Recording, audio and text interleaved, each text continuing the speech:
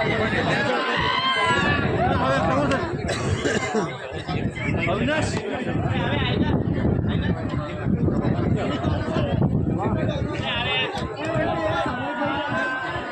play the song. वाचा मन एक विध करी एक देह धरी नित्य सुख अनेकत्व सांडी तेच आहे ब्रह्मांडी रूप तुझे म्हणे गोरा कुंभार नाही रूपरेख तेच तुझे सुख नामदेवा विठ्ठल विठ्ठल विठ्ठल विठ्ठल विठ्ठल विठ्ठल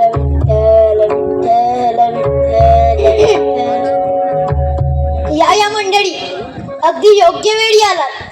हे बघा मी आता पूजेला सुरुवातच करत होतो. अजून एक विठ्ठलाची मूर्ती. अहो काय सारखं ते इट्टल इट्टल करत राहता. आता आपण दोघच नाही आता आपल्या संग हे छोटे बाळ बी आहे. तेव्हा थोडा लक्ष कुटुंबाकडे बी द्या. म्हणजे हा जगनियता विठोबा आपल्या कुटुंबाचा भाग नाही असं म्हणायचं आहे का तुम्हाला? हा विठोबा हेच आपलं कुटुंब. अहो पर या कुटुंबात बाकीची बी मंडळी आहेत की नाही? या काळ्या विठ्ठलाशिवाय बाकीच्याच नाही बी येड्या म्हणते मी. सारखं आपलं ते चक्र फिरवायचं नाही तर त्या विठ्ठलाची पूजा करत बसायची. दुसरा उद्योगच नाही. हे पा तुमचा विठुरा रुगाचाच राग आहे. तो या जगाचे चक्र चालवतो म्हणून आपल्यासारख्या मातीच्या गोड्यांना आकार मिळतो. सगळी त्याची कृपा आहे.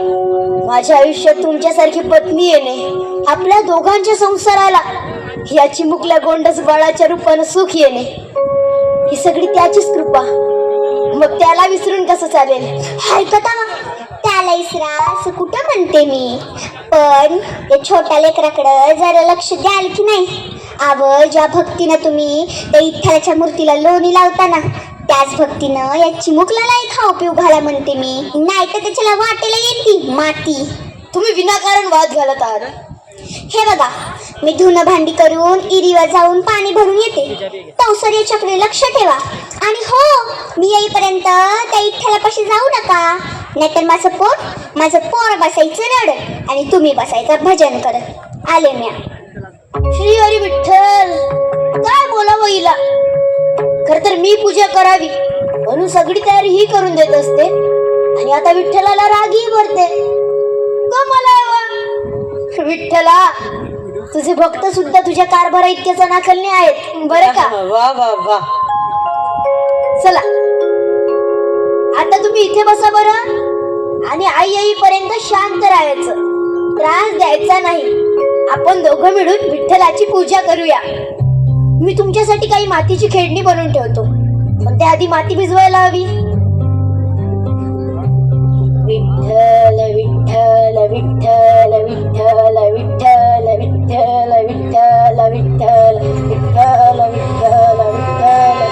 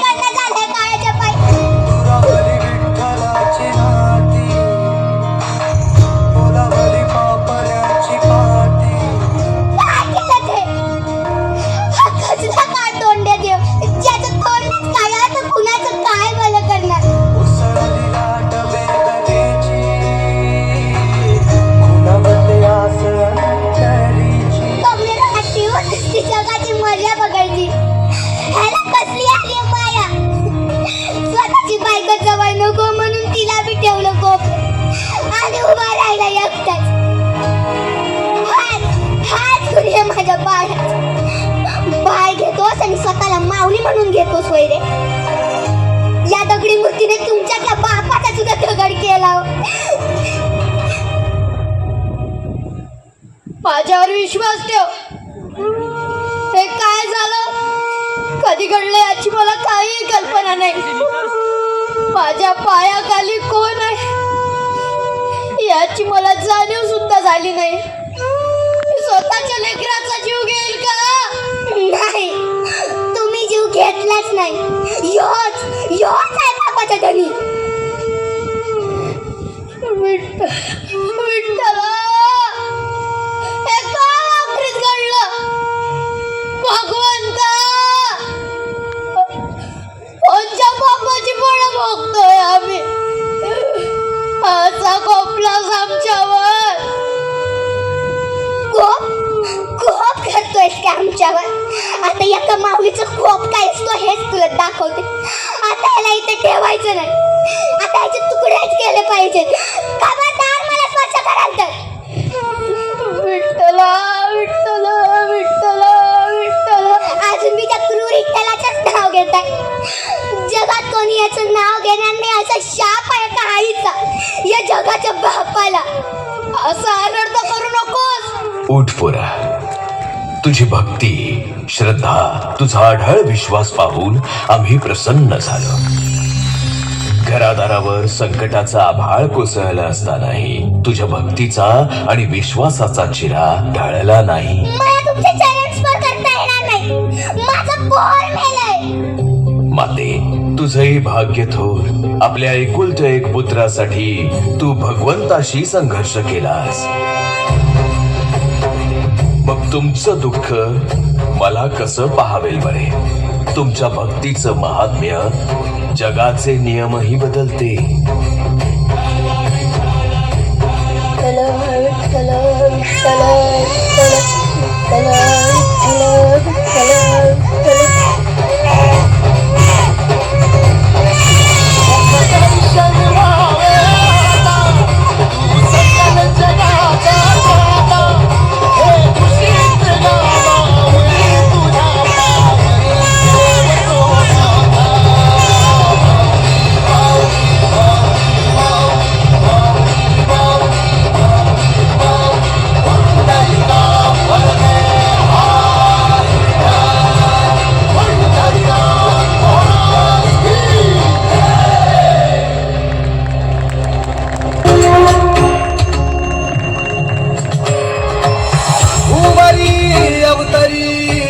रूप है विठ्ठल विठ्ठल माऊली. बरेचे तिरी निज सुख है विठ्ठल विठ्ठल माऊली. जुगे जुगे